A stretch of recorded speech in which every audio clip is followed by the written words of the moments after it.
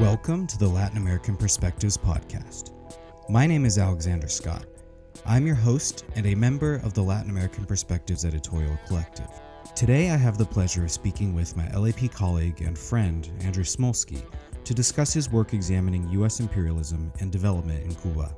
Andrew is an assistant professor of rural sociology in the Department of Agricultural Economics, Sociology, and Education at the Pennsylvania State University. For today's episode, we'll be exploring a simple but consequential claim that you cannot understand development without understanding imperialism. Cuba is our case, 5 centuries of empire in changing forms, from Spanish colonization to the US blockade. And we'll ask what that history tells us about what has really failed and what has been made to fail. Without further ado, let's get to the interview.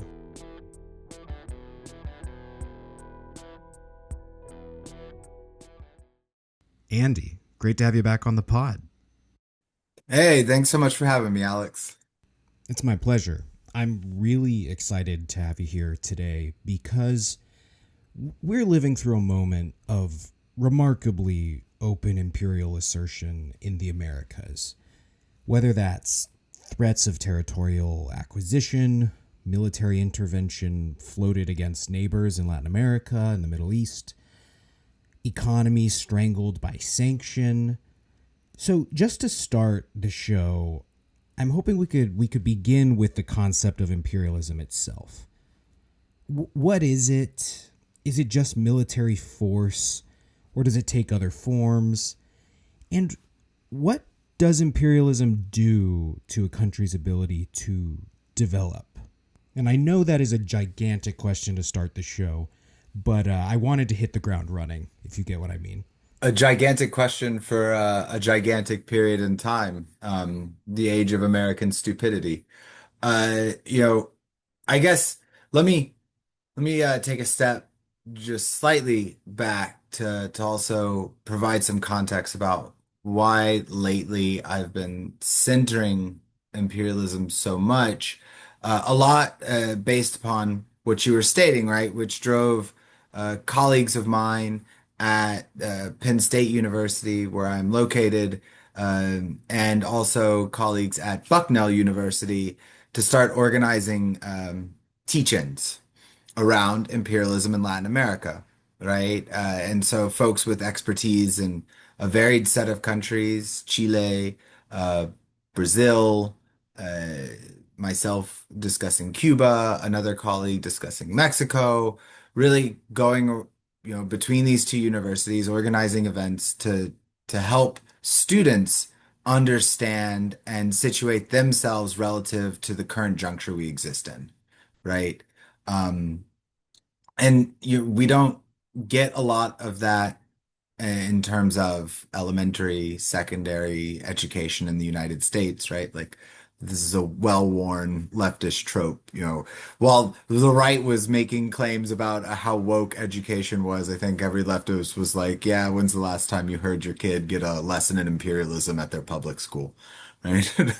Um, so like that's like this preface here, right? Like as you pointed out, right? We're living in this moment of just renewed mask off imperialism under the Trump administration in Latin America, and we wanted to give that background. And so what we did when we all were talking to one another is we started to brainstorm the different ways you could think about imperialism. And it's something that's multifaceted. For most folks, when they hear the term imperialism, they're thinking about like the Roman Empire. So really like the acquisition of other people's land, territory, and then making them submit to political administration in whatever like the metropolis is, so Rome or I guess with the Ottomans, wherever the seat. That's bad of me. I don't know where the seat of the Ottoman Empire was. I should know I something don't like either. that. So it's Yeah, okay. yeah. Tenochtitlan, if we're thinking about a Nawa or Mexica Empire, right? And that's kind of, I think, the colloquial way we think about it. And with the capitalist world economy, right? It's not exactly how empire works, right? It's not direct acquisition. That can be there, right? And in terms of the way that our current moment exists, that definitely played a role. And we'll get to that when we bring up like Cuba specifically and its history relative to Spain. But in many ways, like the way that imperialism works under capital is through these economic forms of control. And so, this is a podcast for Latin American perspectives. And, we have a deep history with dependency theory. And so one of the people that roots my thinking here is Rui Marini, a Brazilian political economist, radical, uh, scholar, right? Who had a very economic idea of imperialism. That's not to say that he didn't understand the military aspects, right? This is an individual that was, participating in, Allende's Chile to a certain degree. This is an individual who ends up in exile because of direct physical imperialism, right? As like military force. But if you go to his theory of imperialism, he's talking about it in terms of being a dependista, and he's talking about unequal exchange. He's talking about super exploitation. He's really bringing up the fact that your country can't develop under the terms set by the core of the capitalist world economy because they control things like, patents on certain technologies. They set the terms of trade agreements. They have the ability to assure that they're paying, subsistence wages to workers in your country, which therefore means that you are not able to accrue capital over time and thereby compete, right? Because if a capitalist world economy is anything, it's a capacity to compete. It's a capacity to accrue surplus value. It's a capacity to get value added from products and thereby like control a position along the commodity chain that allows you to develop and have like an internal motor of development that isn't reliant upon other countries and their infusion of cash into your country. So like you think about how Marini is producing that economic idea of imperialism, which itself goes back to thinkers like Lenin, that is a financial imperialism.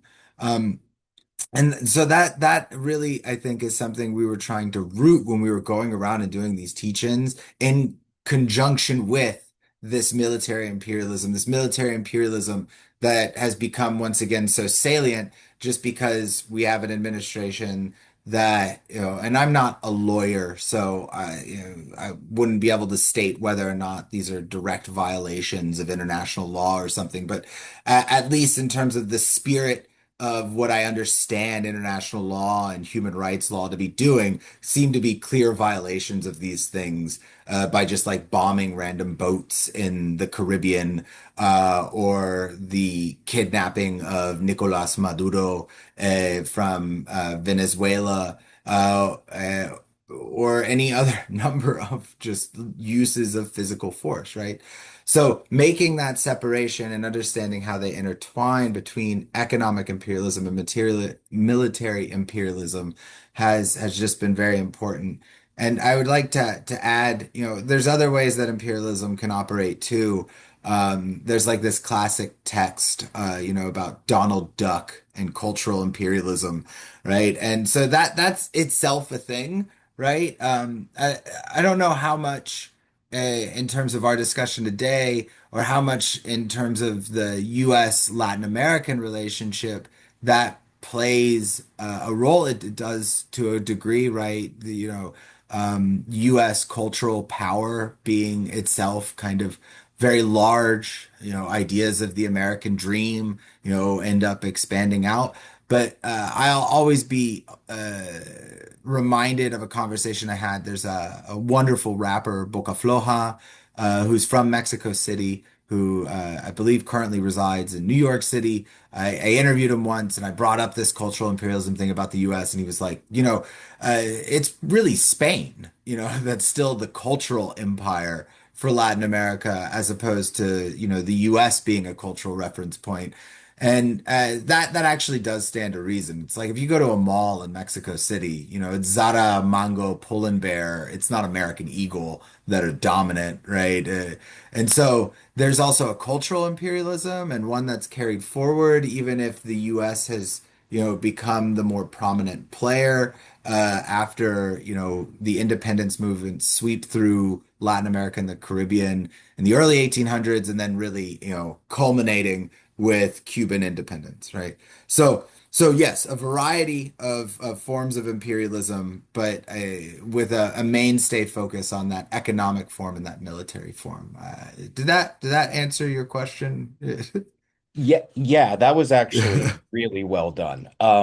That not actually, that was just really well done. So many, there's so many threads I could pull from there, but I think it's really important. Like culture imperialism is a very significant thing, but I think for conversation today, I think you're right that, really just grounding the discussion in this idea of like an integrated global economy where imperialism plays a role in certain nation states securing power for accumulation, right? And I like how you brought Lenin in as well. I think we could also bring in the idea of uneven and combined development from Trotsky, obviously. Just a quick aside.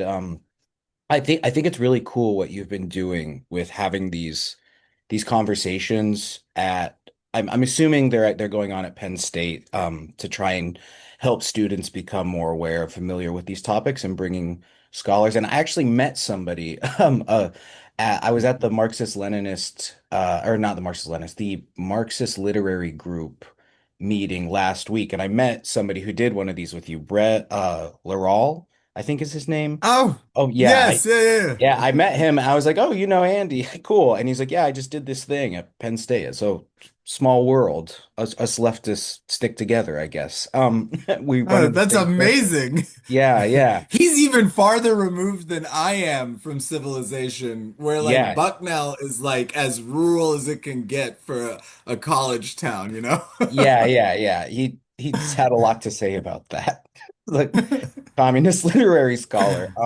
I think I'm going to try to have him on the show. So I just wanted to mention that. Now, I'm not sure how, if we want to go into these topics of dependency, I'm not sure if that's necessary. We've done shows on dependency I can direct audience members to, our interviews with Ron, Joanna. Um, do you want to go further with this? Or should we go like Um, turn to Cuba? I think Or- I think we can hop to Cuba, and the way I would want to bring it back to dependency is kind of like what I was discussing in the email is, these things just remain ignored in studies of international development. I mean, this is my like main gripe. Like, it's not to say that imperialism explains everything, and I think that is, can be sometimes a problem for scholarship, Mhm. Marxist scholarship, anarchist scholarship, what have you. But I consider that such a minor problem in comparison to like its total omission from like mainstream studies and practice of international development. Like, Oh, where absolutely. Yeah. yeah. So maybe bringing it back in on that front, I find it to be like the crucial component, and one that also I'm working with Philippi Hmm. on this symposium around his newest book, Dependency and Crisis, where he analyzes Brazil and Argentina, and one of the other participants in that like opens up with a story of another mainstream scholar just being like, yeah, dependency doesn't matter. And it's like if you're saying dependency doesn't matter, you're also saying imperialism doesn't matter. And how are you explaining development in Latin America and Cuba if you don't have some understanding of what imperialism did, does, will continue to do, um, going forward. So that would And maybe we can come back to that before we hop into Cuba proper, but it's just so crucial, I think, to this conversation as something larger than just about Cuba and even larger than even a discussion of imperialism, but how shoddy our models are that can exist in like the neoclassical version of a utopia where apparently nobody ever pulls a gun on someone else except when it's Right. like the people you don't like. Then they pull a gun and then it matters. But everybody else never pulls a gun to get their way. And you're like, I don't think that's how history worked at all. Yeah, it's absurd. So that was actually a follow-up question I had written that Mm. I would be curious to hear your take on, or if you could embellish a bit on what does mainstream development economics, whether we want to call it neoclassical, or just mainstream traditional uh, political economy, what do they get wrong about imperialism in their models? Like, what are generally what is their theoretical approach to this issue? Um, is it how they measure things? Is it how they view the problem itself? I'd be curious to hear your take. I mean, so look, we could bring this back to, let's use like a specific point, right? Because it gets brought up a lot, and I feel like it ends up as like a throwaway word. But, neoliberalization was one way of addressing development, and it was a specific way. Part of that was like financialization, right? We know that part. Another part of that was the privatization, right? Like the market needs to be brought in more and more in force because, despite, I think maybe popular imagination of like Latin America, there was in the 20th century pretty strong state intervention. Even under to a certain extent the authoritarian military regimes, you still had state intervention, right? Like it's not until you start getting to Pinochet, right, till you start getting to Mexico in the 80s that you start to see this market be brought into full force in some ways. But even to this day, Mexico is still like pretty strong state intervention into the economy. The neoliberals would probably not claim that they like really implemented the to the extent that they wanted, right? The market reforms in the Mexican economy, even while privatizing, the majority of state-owned companies, etc.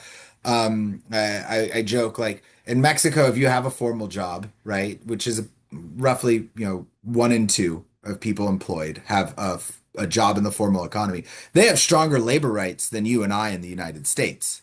I mean, the issue is not like labor rights technically all the time in Mexico. It's that the majority of people are like outside of it. Um, and so, like for international development mainstream, it's these kinds of things, and then it's also this idea of like the state is corrupt, right? And I want to focus on that the state is corrupt because that ties back to the imperialism piece. It's it's like it's corrupt of its own inertia, or it's corrupt because of like some racist cultural argument about like they just don't understand in Latin American countries how to operate a state as opposed to thinking about the ways in which internal colonialism, like if we take the term, from Pablo Gonzalez Casanova, who, sociologist, ex-rector of UNAM, not just some like whoever guy, right? Like, I mean, a brilliant intellectual with some clout. He's pointing out, right? No, it's like you have an elite in these countries that is totally okay with participating in empire and subjugating their own population. And so it didn't really matter to a certain extent, like market, not market. It doesn't really matter to a certain extent, financialization. It's that like there's a way in which national capitalists operate transnationally for their own benefit and thereby enable and reproduce empire. So when, neoliberals are talking about like, oh, well, we need to, increase the application of the rule of law and reduce corruption. And then at the other end of it are like, and also let's give more power to the capitalist class. Like that is a delusional way of trying to address the problem. You're producing your own contradiction, and it's producing that because there's just an omission of the way that empire functions and the way that hierarchy functions and the way that like kibono functions, right? Who benefits? It's not even that difficult of a question. So I would say that that's a part of it. And then so there's like the neoliberal line, and tied to that too is things about like information and technology deficits, right? Like, oh, if you just like the empty vessel argument, right? Like you just add more information. If peasants in Mexico just knew more about crop production, they would do better competing, right? As opposed to like, Mexico doesn't have an issue exporting agricultural goods. And the problems that the peasantry is facing in Mexico, or the problems of the peasantry in Cuba, are not necessarily related to whether or not they know how to grow a crop. Like I can't grow a crop. I don't have a green thumb for the life of me. I study agriculture probably because I hope that they will continue to make sure I can feed myself. Um, but that model of like information deficit is itself just a reproduction of that cultural imperialism. They just don't know, they can't understand. And it once again ignores the fact that, like, well, if you're holding the patent, you're profiting off the patent of this technology, then they can't build an industrial base and you're able to lock them into an exploitive situation. So all of these ways in which if you're ignoring what dependency was putting on the table as imperialism and just trying to act as if like the issue is, the corruption of these institutions or the lack of education, or a need for more market reforms, that you're just not addressing crucial structural conditions that shape economic opportunity, right? Like David Pello, a sociologist, talked about like political economic opportunity structures. We're just ignoring that. And at the end of the day,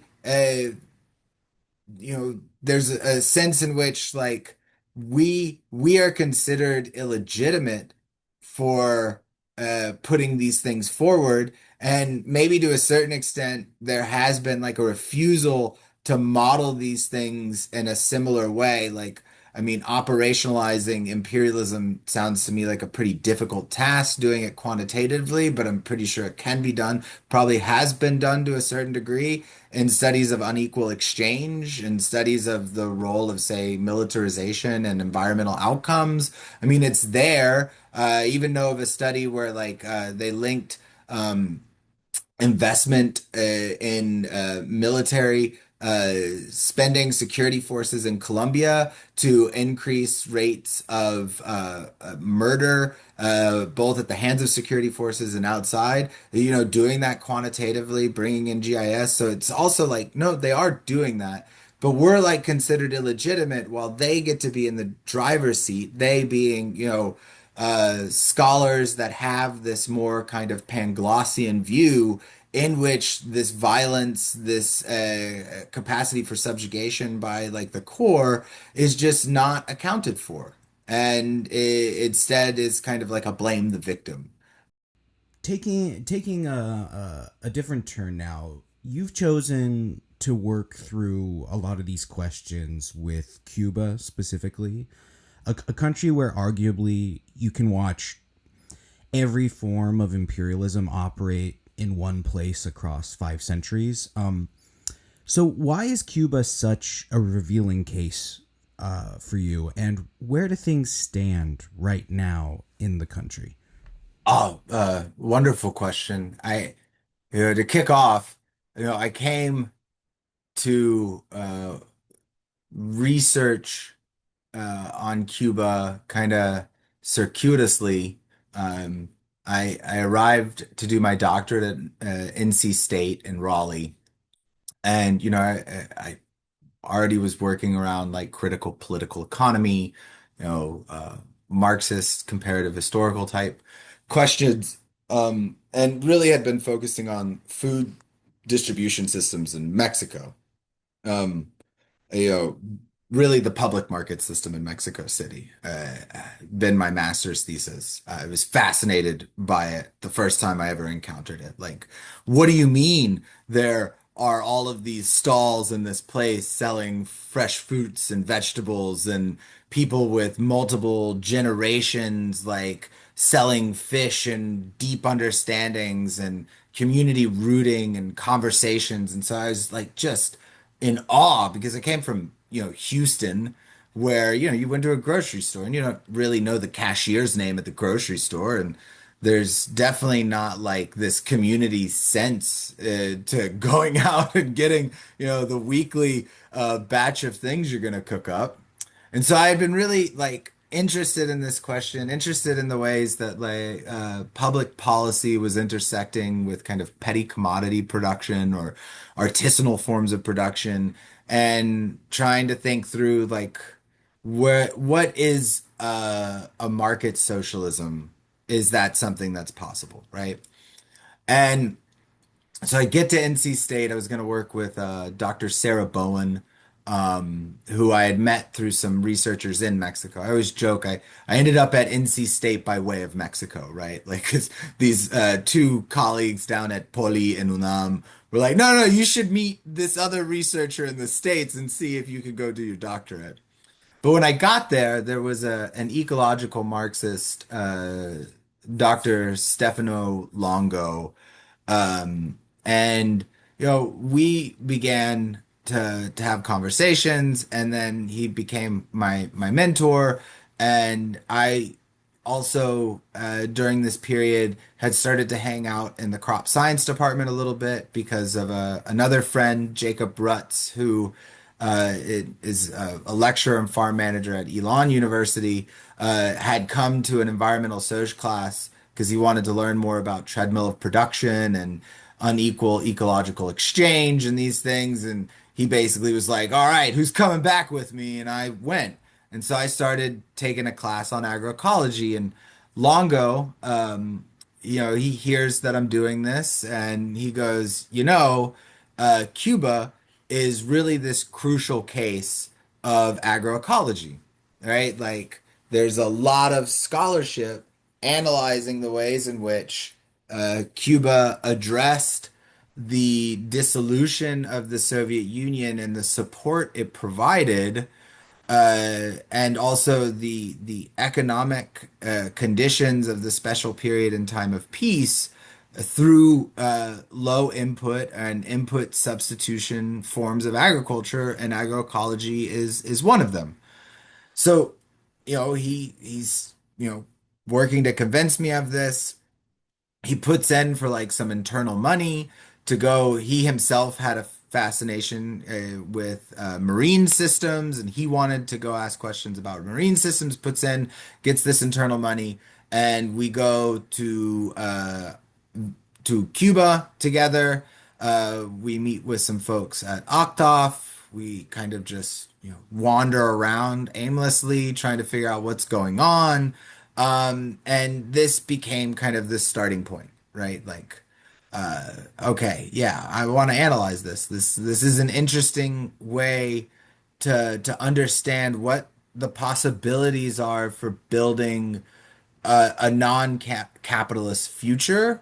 It's also a way to think about what risks are inherent to that. Like we're talking about imperialism today, but I don't want to discard the fact that like, bureaucracy in terms of the way state socialism has been implemented has its own set of drawbacks. And maybe someday we can have that as the in-depth conversation. I don't want to center it, but of course, like things are always multi-conjunctural.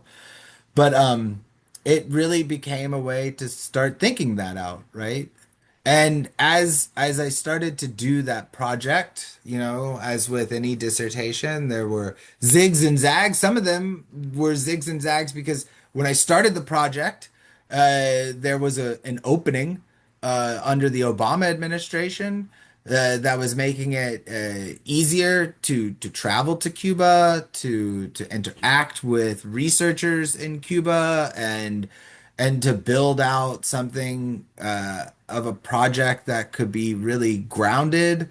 And by the time I was trying to go back, I had set up a whole month-long trip.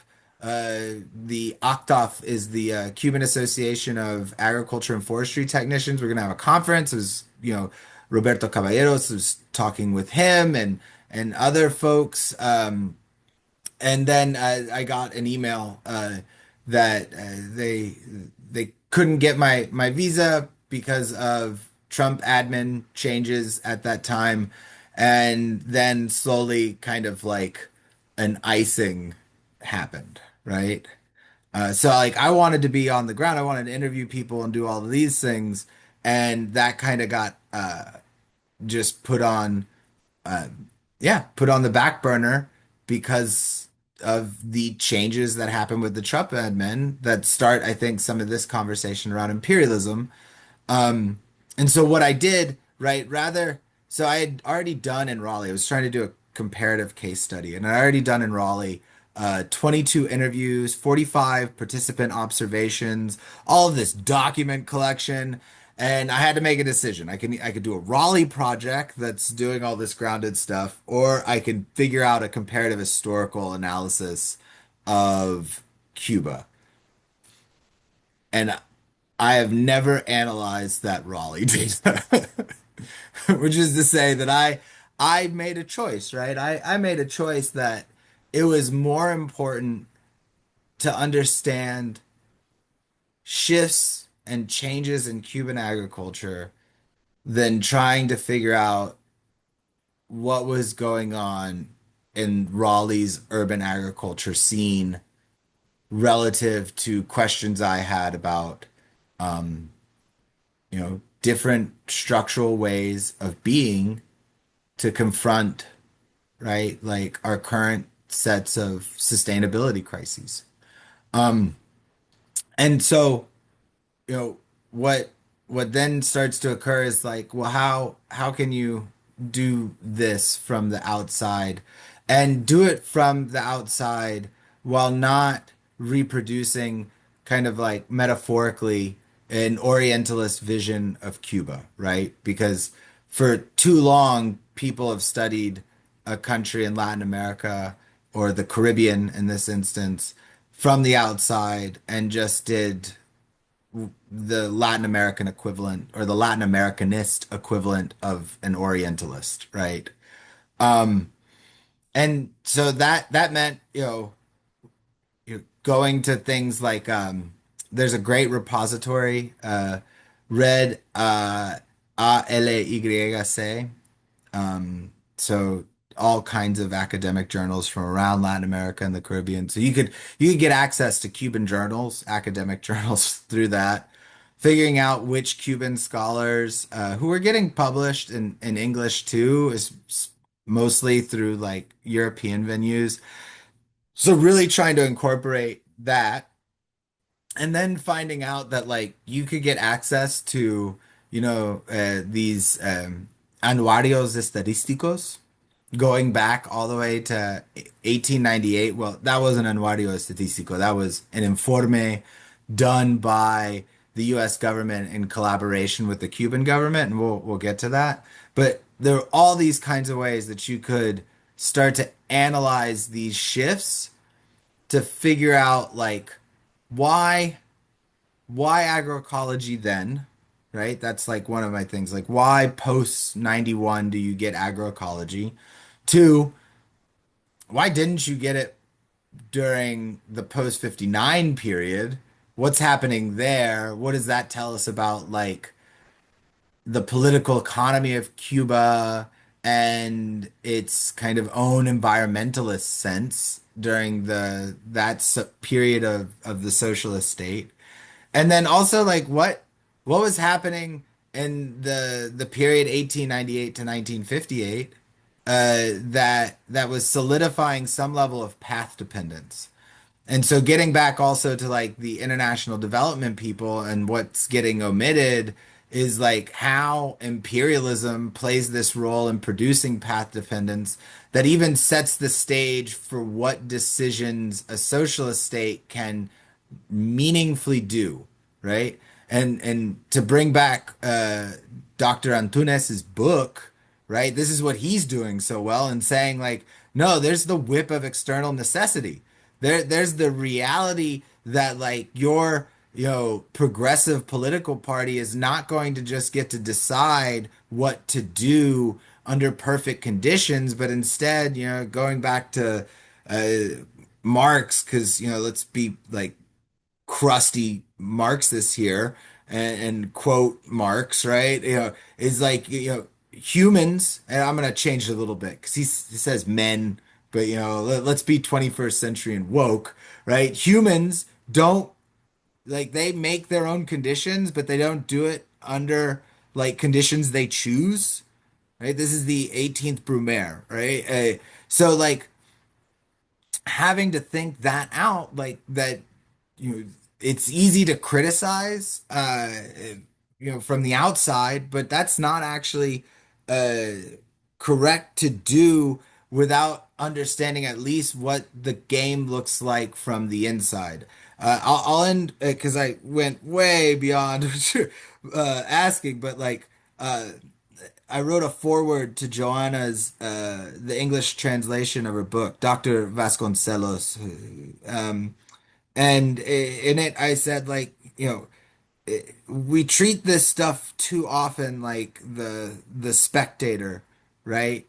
Watching the football game or the soccer game or the hockey game, whatever, right? Like it's easy to yell at everybody that's playing on the field because you have no risk, nor are you trying to make decisions in the moment, right?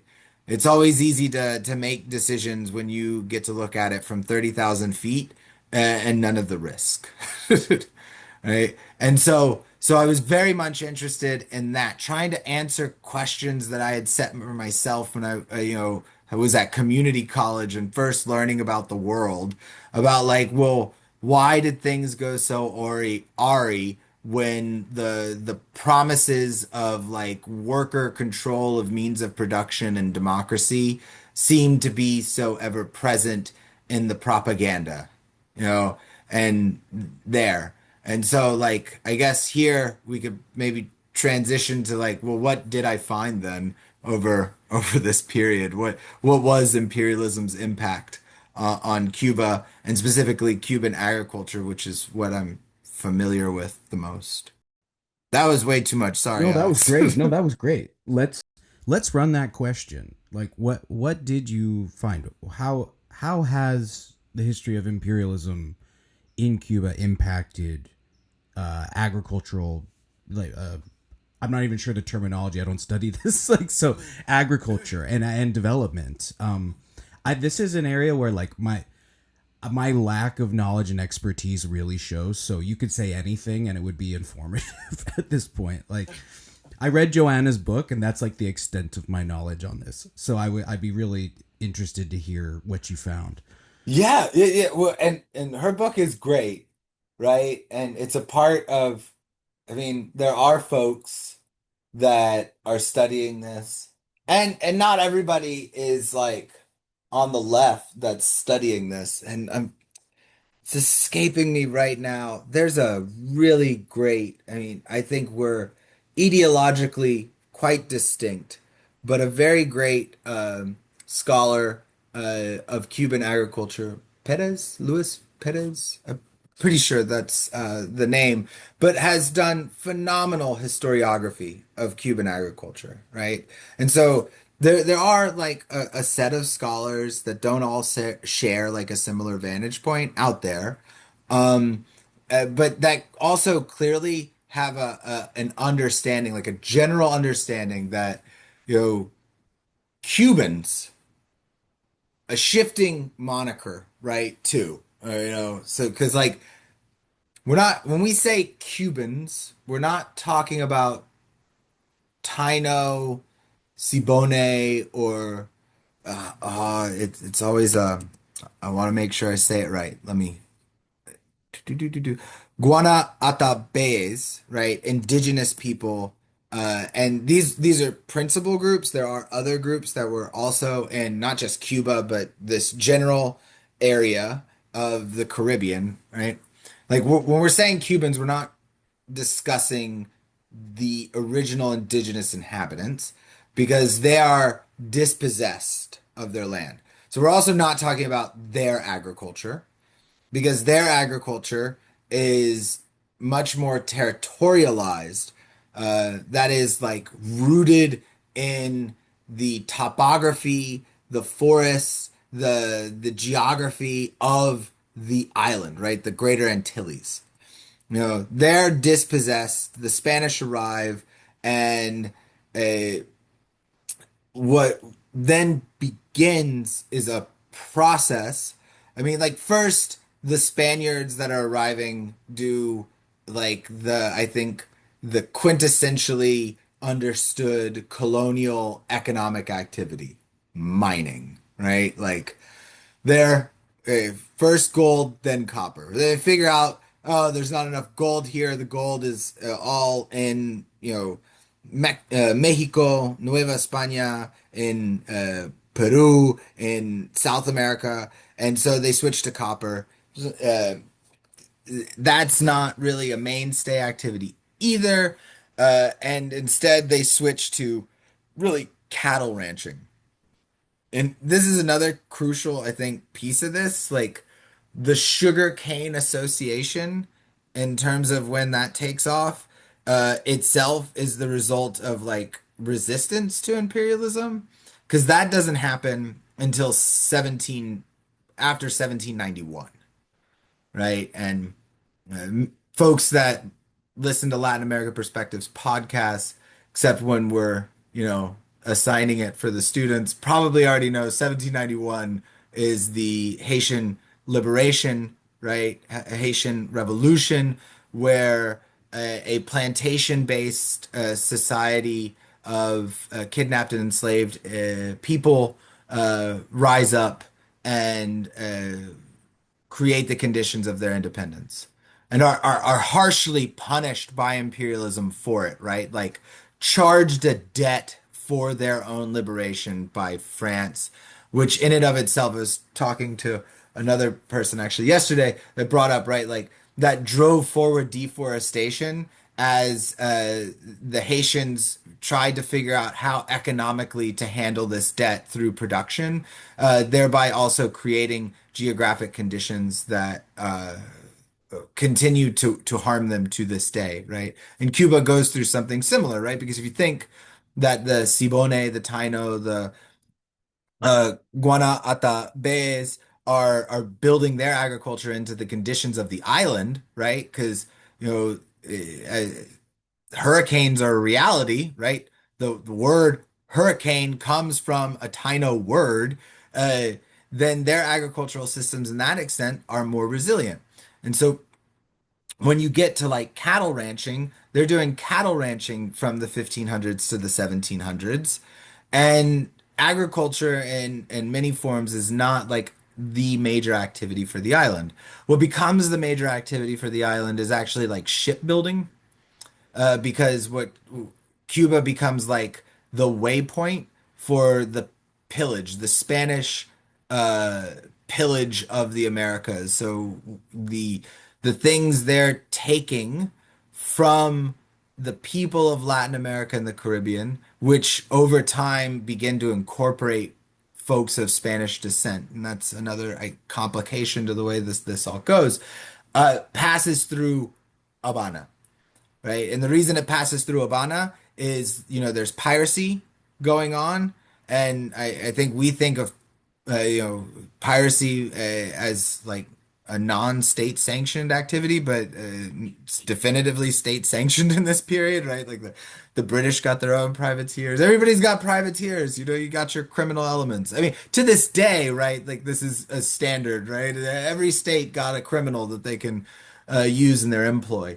And so they're doing shipbuilding. But, in order to do cattle ranching, you're already starting a process of deforestation because you need grazing land, just not a lot of it. right? There's not a lot of deforestation because that's not the mainstay activity. But as time goes on, right, agriculture gains in importance. And then by the time you get that 1791 inflection, you see this increasing emphasis on sugarcane production, on agriculture, and really solidifying this path dependence. And, I've been in archives this year, last year in Madrid, and this year in Sevilla, the collecting documents from the Junta de Fomento under the Ministerio de Ultramar, where they're, discussing this development strategy, and then also the ways in which, you know, criollos, right, on in Cuba are like getting agitated against the Spanish crown because of the ways in which colonialism, which is distinct. I think sometimes these things are getting collapsed into one another, but they're not. They're distinct systems, colonialism and capitalism.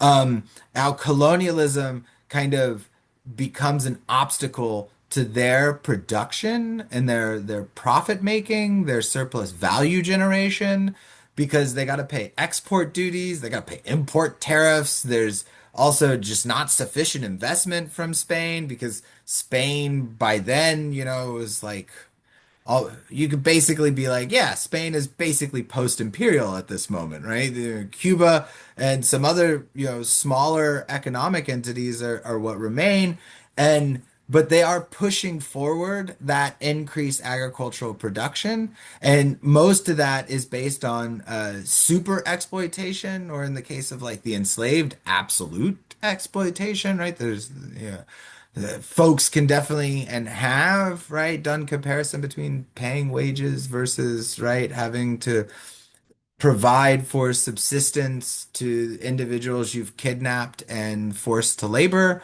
Um, so there's a highly racialized system of labor that's happening on the island, actually, to the point where, one on one end, they're incredibly afraid of Haiti being reproduced in Cuba. So they're seeking to reestablish white majority demographics on the island.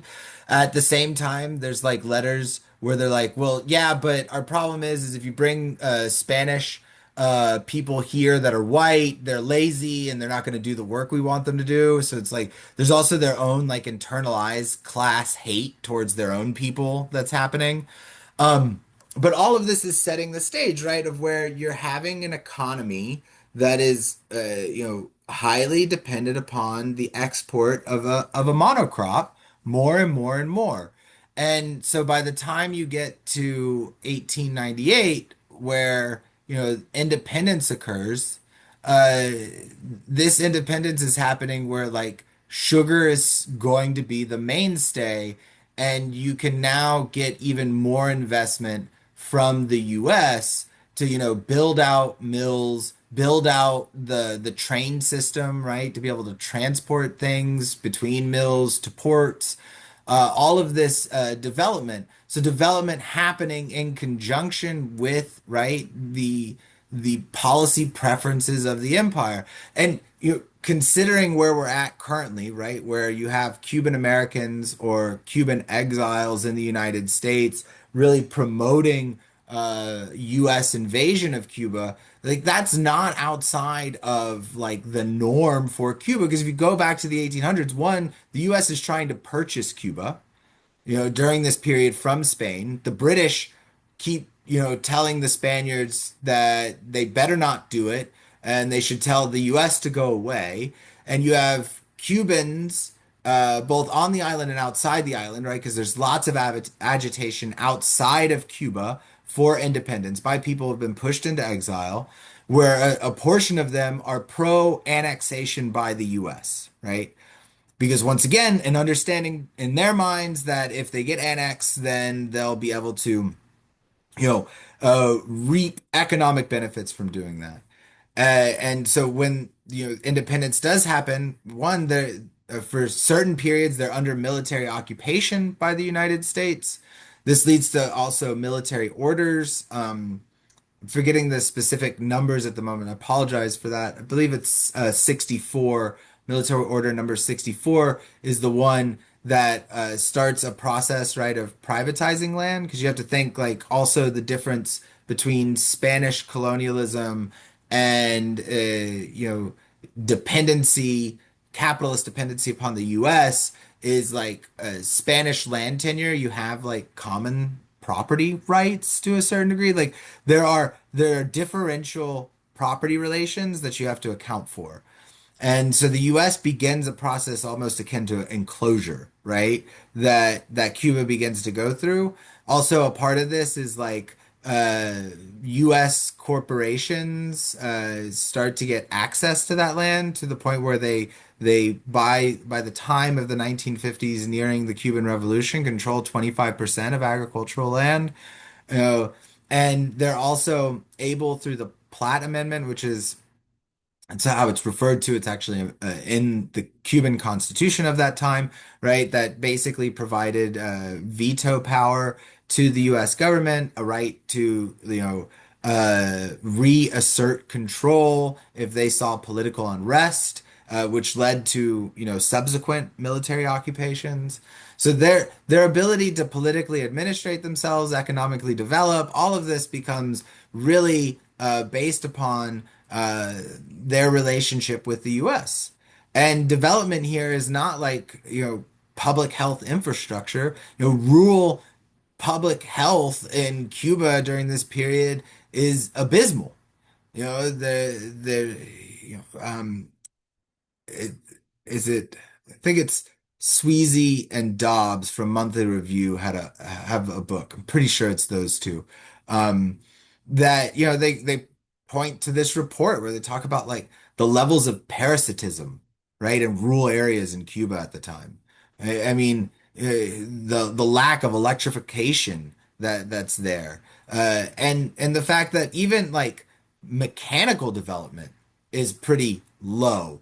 By then in the United States, you're talking about like two to one in terms of like tractor to farm. So, for every two farms, there's at least one tractor. In Cuba, it's more than 80, right? More than 80 farms for a tractor. There's, a lack of, and we can get into the fact that these have their own ecological drawbacks, but it's a representation of the fact that when we're talking about investment, it's investment into cultivating land by numerous laborers, not, investment to reduce the strain of agricultural work of the machetero going out there to harvest the sugarcane.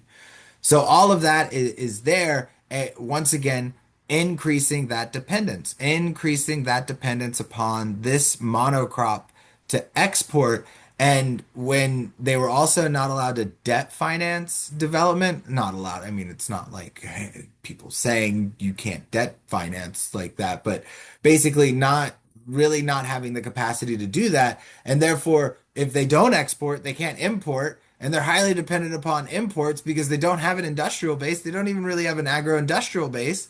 It's like what Paco Ignacio Taibo II, the Mexican novelist of and said about Mexico, where they extract oil to sell the oil to the United States to be refined into gas and then buy it back. It's like harvesting oranges to then purchase orange juice from somebody else, right? So all of that is path dependent. So at the point that you finally get to, right, the Cuban Revolution, there's a period in which they try and like diversify the economy, and it just does not take, right? And part of that is also because like the Soviet Union itself's development strategy is also kind of a monocultural idea, right? Their own agricultural development.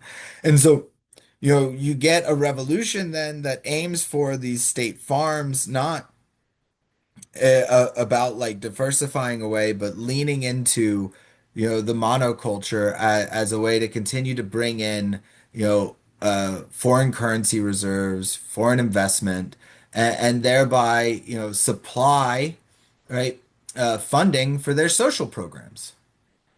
And, one thing you could definitely say is like they clearly show that doing or not doing social programs is a political decision. It's not some like natural law of the market, right? Like they were very clearly able to show that by not siphoning off tons of surplus value for like a wealthy few, you can actually, do away with illiteracy. You can increase life expectancy for your population. You can reduce, the problems of waged labor in many ways, right? But we're not able to break dependency at that time, and that really carries forward until the Soviet Union dissolves.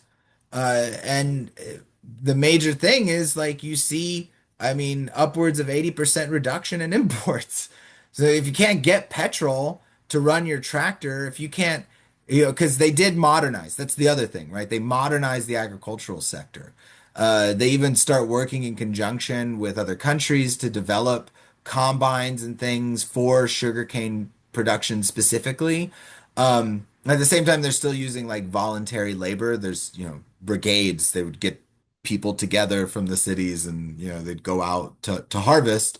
And if you didn't have to do it, but if you didn't do it, then your neighbors were like, well, Guillermo is kind of an awful participant in our national project. I don't know. I probably would have been like Guillermo, like, I don't know, I'm gonna go swing the machete. But like, that was a way. But like that modernization, that agro-industrialization was dependent upon these inputs that they're not producing in Cuba. And so when that all goes away, they had to really alter the way that they did agriculture. And they had already been kind of doing this, right? Because it's not like all of a sudden the Soviet Union dissolves and people were unaware that it was starting to happen. In the 80s, things are already occurring that are pushing the Cuban government to make decisions to think about like, what do we do if this is not a partner for our economic development moving forward? So they set up like centers for entomophages, so like biological controls of pests and things of that nature. There's an experiment in farmers markets or the equivalent, right? At that time, and these things really become more and more important after that dissolution, right? The biological control practices, cooperativization, right? They really like I said in a book review, also of Dr. Vasconcelos's book. I guess I'm always getting to comment on her wonderful work.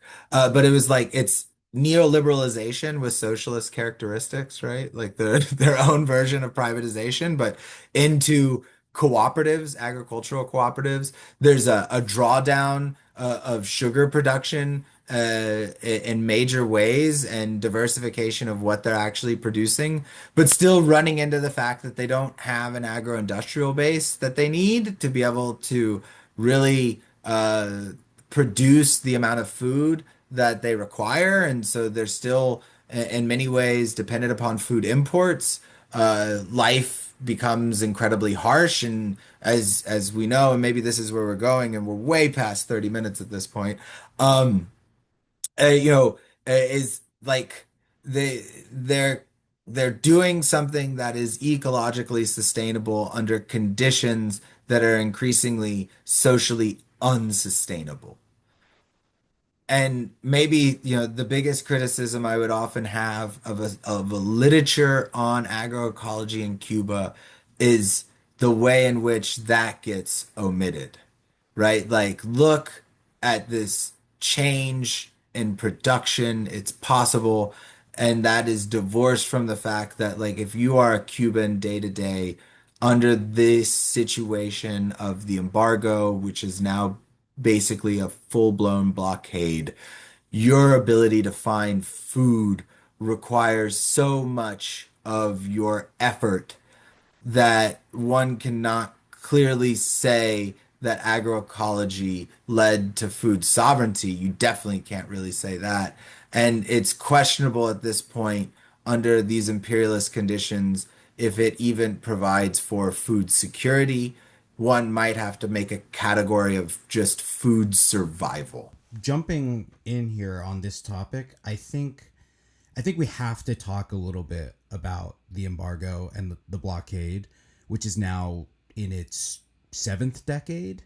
And I think most Americans, even a lot of our listeners, probably have just a vague sense of what the embargo actually is and how it actually functions. So how would you say it works in practice, and what has it done to Cuban development over these 7 decades? You've already touched upon this, but has its purpose maybe changed over time from the Cold War through Obama now to today? I'd be curious to hear your thoughts on that. I mean, well, so first off, yeah, it fluctuates in application dependent upon the administration and power. Um, and people could probably guess, the way the US politics works. Basically, when Democrats are in power, it usually gets reduced in terms of how much it's enforced, with like the Obama administration really being the culminative reduction, right? The point of like, there's a photo of Obama, right, next to Raul Castro, you know, and with Republican administrations like George W. Bush, for instance, his is the Office of Foreign. I'm gonna make sure I say this right. Pretty sure it's Foreign Asset Control. It's in the Treasury. Let me make sure I say it right. I'm gonna look in my notes real quick. Yes, the Office of Foreign Asset Control and the Treasury.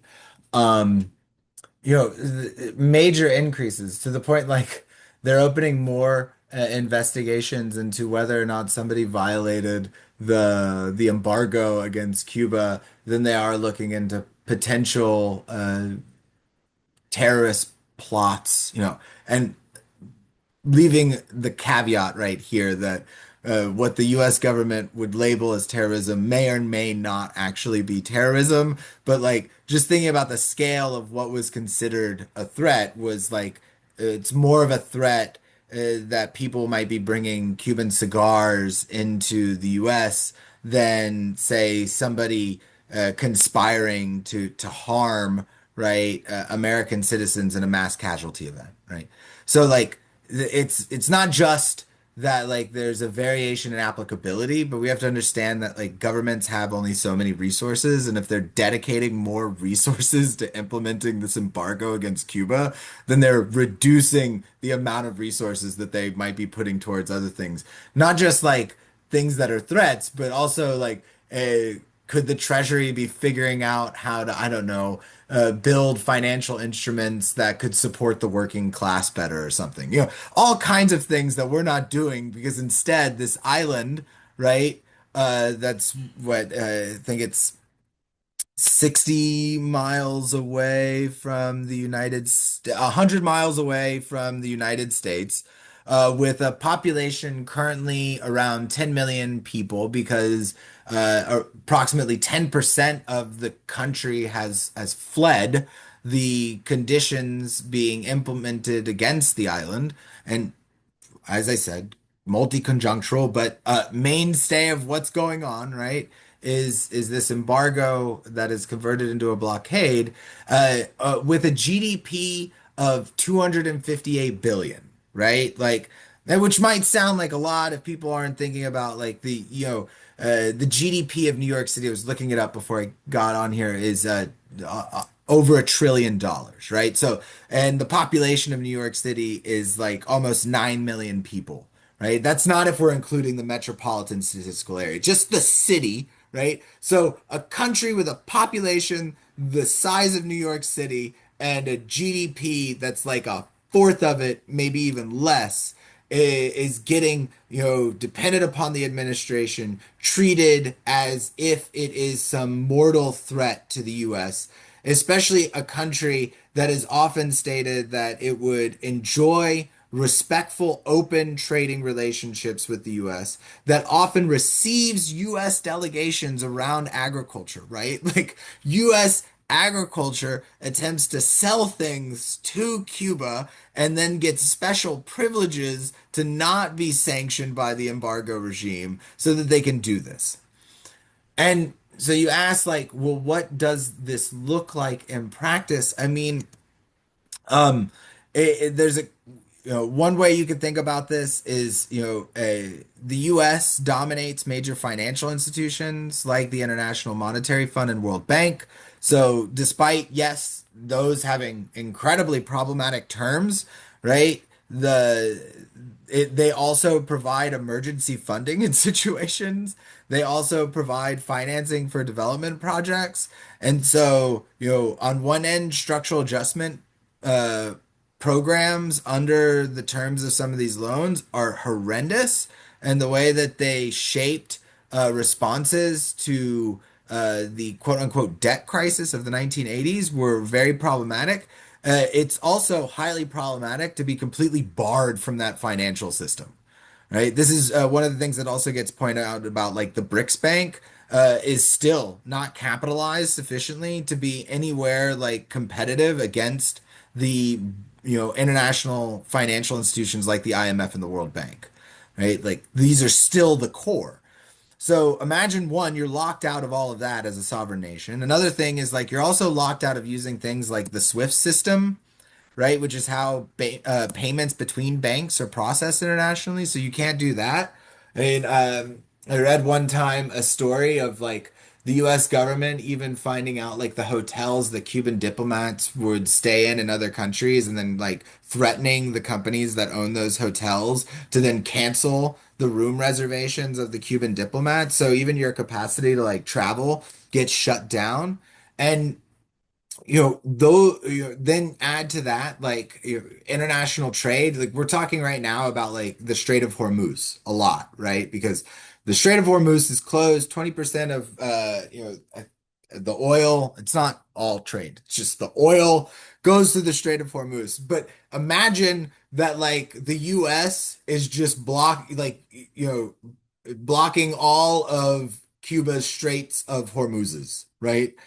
And they don't do that officially, like well, currently they are in major ways, but like it's more done through the fact that like if I am a shipping vessel and I'm going to go to Cuba, then the US says that I can't go to a US port for 6 months.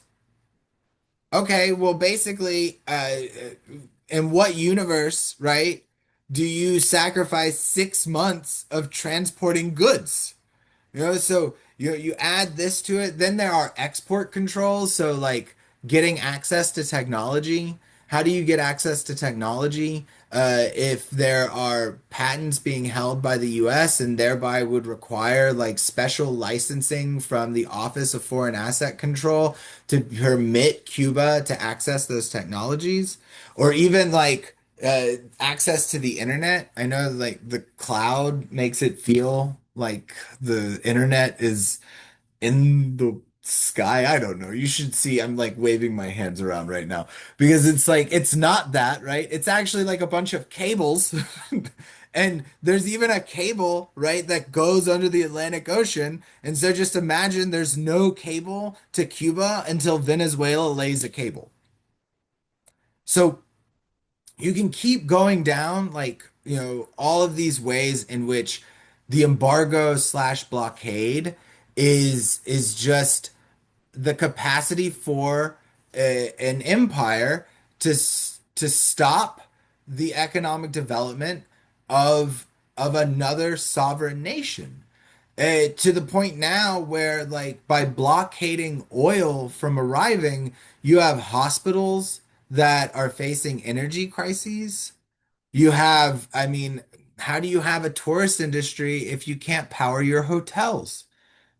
If you can't transport people, right? And that's what like another thing after dissolution of the Soviet Union was the increase in the tourism industry. If you can't bring tourists from the airport to where they're going to spend money at whatever resort in Varadero, right? I mean, on and on. And so that is just producing increasingly intolerable conditions. And it would be one thing if you could say that the Communist Party of Cuba and its management of the Cuban economy failed on its own merits. How could you say that under these conditions? How could one plausibly make the argument? And back to that point again, like, how do you omit this? And it's not just Cuba that goes through this, right? And it may Cuba is experiencing something akin to, collective punishment, right? Something that we are a sign the United States, I say we because I'm a citizen of the United States. We are signatories to the Geneva Convention. It is a violation of the Geneva Convention. How is this not collective punishment? I'm not a lawyer, but I think that's a reasonable question, right? How is this not a violation of the UN Charter, right? Which I guess you don't violate in that way, but like the spirit of it, the respect for sovereignty, and this is why they voted. They voted again in October 2025, right? The General Assembly, what is it, like 165 countries voted that the US should lift the embargo. I mean, I just can't fathom it. And as a taxpayer of this country, that the money that I send to my government is being used to punish this other population under the erroneous assumption that by punishing them, that the population of Cuba will rise up against their government. It is immoral in my mind, unfathomable. Um, yeah. Yeah, I hope I respond. Yeah, absolutely. I mean, I couldn't agree more. I think it may have been the last episode of the show. I lose track. Steve Elner and I talked about this sort of scenario in the context of Venezuela, but how it really is a form of violence and warfare, if not, direct military conflict and intervention. There's loss of human life and real material suffering that is being imposed by the United States on nations like Cuba, like Venezuela. That's horrific. And as an American citizen, I mean we're not a very political, in my view, we're not a very political society or culture, but you feel almost helpless to do anything about it, and it's not a good feeling. So that was my last question, was how do we evaluate this claim of Cuba's a failed state because socialism failed, right? Which I think you already answered. Yeah, I had a question about the 165 countries voting against the blockade and why does this persist? But I'm pretty sure we know why this persists. The United States, I mean, those are the privileges of empire, right? The rules don't apply, and you know, it, it's kind of the thing is, you know, there's always this kind of always. I mean, some folks will like have this thing about like, oh, this is not America, and then somebody will pop up, and I'm talking about like social media, and take that with a grain of salt. Seems like Right. it's a principal cause of the age of American stupidity. Um, but like, then someone will pop up and be like, "What do you mean? This is always America?" And it's like, in a certain sense, it both are right, right? Like, there are tons of Americans that are opposed to what is happening. I believe if the last time I saw the polling, right, is that the polling is in opposition to what is being done to Cuba in their name. And maybe this should push us to question whether or not we are a democracy, right? Because as you stated, right, like you feel very powerless, but we're not powerless because we're somehow like as a group of citizens, choosing to be immoral. Maybe to not know. I mean, one thing you could castigate many of us for, even myself, like, there's tons of the world that I don't know about and I remain ignorant of. And in some ways, I would say like I'm ignorant of it because I'm not going to spend time to figure that other stuff out. Like there's only so much time in a day, and sometimes I'm going to do other things, like bring my kids to the pool. but like when Americans are told like what is going on, they're opposed to these things. And the administrations don't have to respond to that. And that seems incredibly problematic. And one of the things that has happened, like we keep hearing like Trump as populist, right? But then lately, like that has been kind of dropped, right? In the sense of like he's no longer assumed to represent like the voice of any Democratic majority. There's instead like more and more of an inclination that like it is in the imperial presidency. And that has been the case for long swaths of the country's history. And so I would say like, if I wanted to bring it to anything, is like you know, US citizens need to evaluate the extent to which we really do have democratic control over our government, right? Like we're sitting there pointing the finger at Cuba that most US citizens don't know have what we could call like an indirect democratic setup for portions of its government, right? Like there is voting for like provincial leaders and stuff.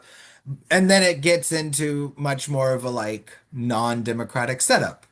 I mean, the Central Committee is not voted on, all right? And I would say that's a problem. But like even for our own selves, like to what extent do you have this highly vaulted democracy to be able to make decisions and to stop when inhumane actions are being carried out in your name? I don't see it. I mean, the majority of the public's against the war in Iran. Is it stopping? No. I mean, you could keep doing that, right? And like on this front, you think about, Cuba is supposedly being treated like this because of like violations of human rights. And once again, yeah. I mean, Cuba in many ways, if like being a police state involves like having a high level of your population like per capita in a prison, yeah, Cuba's a police state. Uh, if I remember correctly, I believe their per capita prison population is larger than the US, and we literally had a movement, right? I mean, we haven't been successful, but we have a movement to abolish prisons because of that, you know. But, you know, what about Saudi Arabia, for instance? Like, there, this is a country with massive numbers of forced laborers, and we're not embargoing them. And I know that this is kind of like its own version of whataboutism, but it's a good question to ask. We should have a bit of whataboutism. We should have a bit of comparison and then ask ourselves, well, at what point are you going to implement sanctions? Right? Like Latin America perspectives, we have big discussions of this, right? Because sanctions are an imperialist tool, but then also you have to ask, well, is there anybody that's supposed to be the ref? Maybe that's the UN, but who has the votes on the Security Council? The people that the rules don't apply to. So I mean I would end on that. That like yeah, to a great extent, despite what we might think, we're not a democratic country. We're globally, and it's not that like democracy's in retreat. We just have never gotten there, and we should push for that. And in pushing for that, we should seek to rectify and repair the damage we have done to other places. And in so doing, we might start to halt some of the things that this country treats as a problem, like immigration, which I don't get because like more people, more money. And I think Biggie was wrong. It's not more money, more problems. It's like we need more money, better distributed. Andy, I couldn't agree more. That's probably a good note to end on. I could say so much in response, but I agree with everything you said. But great to have you back on the show, and I think we can end it there for today. Feel that, man. Feel that all the way. Yeah, have a good one, Alex. It was See you, great. buddy. Talk to you soon. Bye.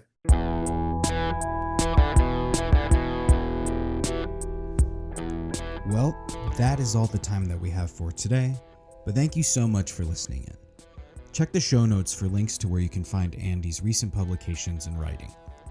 To stay up to date on new issues, articles, and podcast episodes from Latin American perspectives, be sure to follow us on Facebook, Instagram, and X, and don't forget to subscribe, rate, and share the podcast on Spotify, Apple Podcasts, YouTube, or your preferred listening app.